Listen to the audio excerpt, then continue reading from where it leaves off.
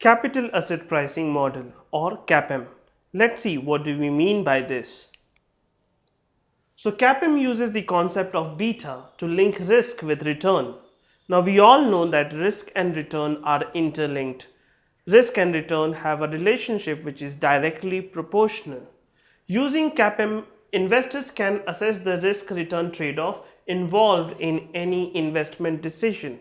Now, if you look at the formula of a CAPM model, it basically says RI is equal to RF plus BI bracket open RM minus RF, where your RI is your estimated return on its stock, on ith stock, RF is your risk-free return, B is your beta, RM is your market return or return on market index. So if you see, return on market index is what you have calculated or what you have received from by seeing the market performance. For example, let's say we can go for banking sector. So what is the return from the banking index or banking sector? That will become the base for your RM.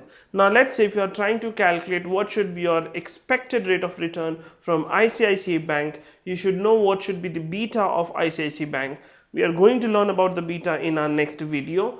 But by using this formula, you can calculate what should be your expected return from the stock of ICICI Bank.